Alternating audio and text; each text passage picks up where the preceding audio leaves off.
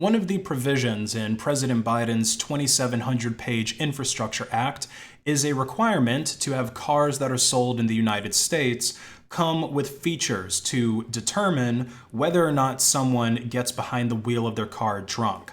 Congress is also in agreement with this provision, so it is very likely that this will actually become law here in the US, unless for some reason the Supreme Court deems it unconstitutional. But for right now, it looks like this is going to be a new federal regulation that automakers are going to have to comply with in order to sell their cars here. Now, you might be thinking, how could this possibly be a bad thing? I mean, yeah, the car manufacturers are going to have to do a little bit more work and maybe spend some more money by adding an anti-drunk driving contraption to the car that prevents you from starting it, but they already have to move the steering wheel over to the left side for us anyway, so that takes far more effort. This shouldn't be a big deal, and this should be a good thing that keeps drunk drivers off the street, right? Well, the problem lies in the existing drunk driving laws that we have and in the existing methods to determine whether or not someone is drunk. You see, drunk driving isn't as simple as you drank a beer, then you got behind the wheel, now you're a drunk driver. No. Here in the US, and I believe most countries, drunk driving is determined by your blood alcohol content being above a certain number. And there's also some police discretion, which usually comes more into play when your level is below the number, because they may determine that you're still too dangerous to drive based on their observations. So the police use breathalyzer tests, and of course their physical and observational tests, to determine drunkenness. And we already have the technology to connect a breathalyzer test to your car, so that you can't start it unless you or someone else blows clean into it. But there's a lot of flaws in this system. For one, you could just have someone else blow into your car-mounted breathalyzer, and people who mandatorily have these things installed in their car, usually because they got a DUI or several DUIs, people like that do it all the time. So it's not even really that effective at stopping drunk driving. Also, these breathalyzer tests can malfunction. This is a video of an Australian guy blowing a 0.00, which is no alcohol at all, sober as a Mormon, after he was drinking on a bourbon cola mixer while he's driving. And this is after he was drinking at a club 15 minutes earlier. So he probably would have been over the limit when he got into the car, and then obviously he was drinking some more, something that was probably a 20 or 30% alcohol by volume beverage while he's driving, and yet he blew a 0.00 on 2 different breathalyzer tests. So these machines are not perfect. They do fail, and they fail in both directions with false negatives and false positives. You could have never had a drink in your life and possibly get a false positive on one of these. And this is why the officer discretion is used along with a breathalyzer test in determining whether or not you're operating under the influence. In this particular case, this guy was allowed to drive home because the cop thought that he wasn't drunk. He did sound a little bit off to me, but then again, maybe that's just a normal Australian accent. You put yourself at risk and others at risk by doing that, okay?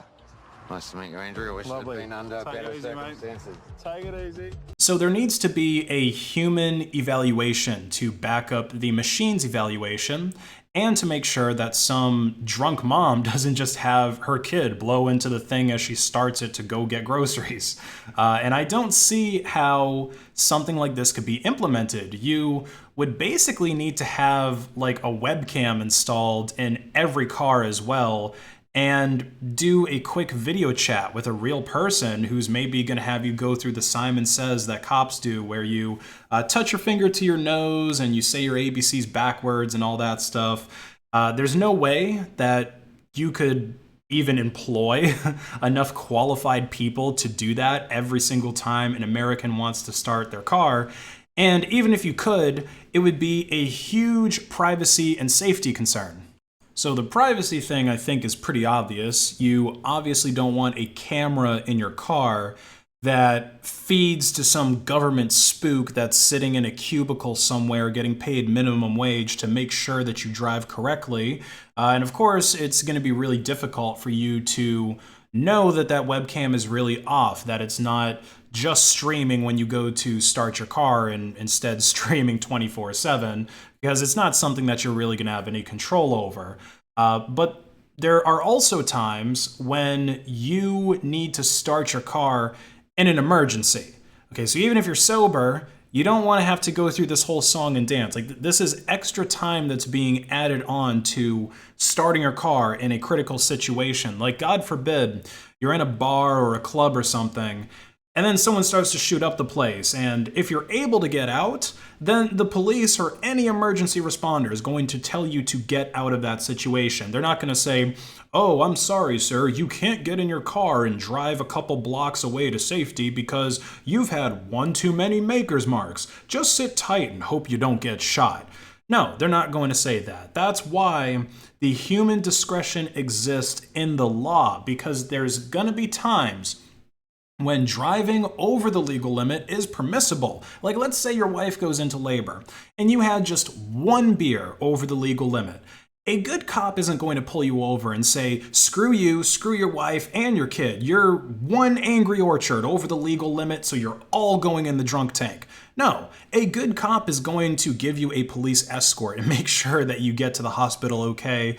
I don't know, maybe he'll cite you afterwards and write a ticket or something for you being over, but he's not going to go and throw you in jail or, tell you that, hey, you can't start your car and take your wife to the hospital. But now you might have to wait for the ambulance because your federally compliant automobile is not going to start if you blow a .06 or whatever they decide to set it at. And even if someone does invent a perfect breathalyzer test that never malfunctions in the next few years, and that is what gets put into every vehicle, at the end of the day, the blood alcohol content measurement is somewhat arbitrary in determining someone's drunkenness and how impaired they are for driving. The whole reason that we don't want drunk drivers is because they are more likely to cause accidents. They're more likely to injure or kill people and damage public infrastructure. But a big factor in determining whether or not you'll do this is how good you are at driving. Because, of course, sober people can still do all of those things. And also another factor is how good you are at drinking.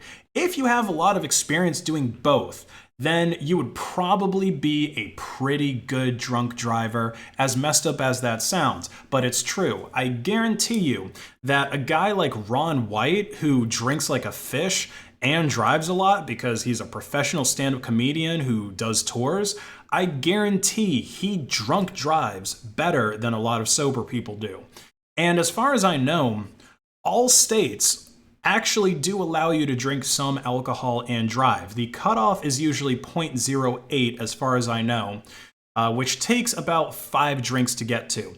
But even then, whether or not you're going to register as a .08 on a breathalyzer test depends on if you've had food recently, how much you weigh, as well as how much like body fat and muscle and things like that you have, how old you are, or even your gender. Yes, women tend to get more drunk from less alcohol compared to men because they don't have as much of an enzyme in their body that breaks down the alcohol.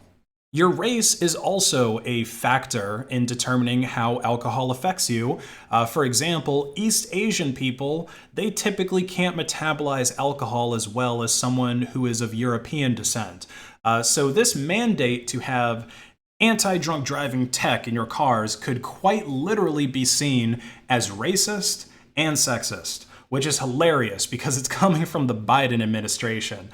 So yeah, be on the lookout for this tech getting developed by the Department of Transportation. They're the ones that are in charge of coming up with a solution to curtail this drunk driving by 2026. I'm sure that this will probably also feed into the whole self-driving car thing. So Elon is going to be getting some more government funds from Tesla. And once it's developed to a certain degree, the self-driving cars, I wouldn't be surprised if the government starts mandating using those driverless cars as well.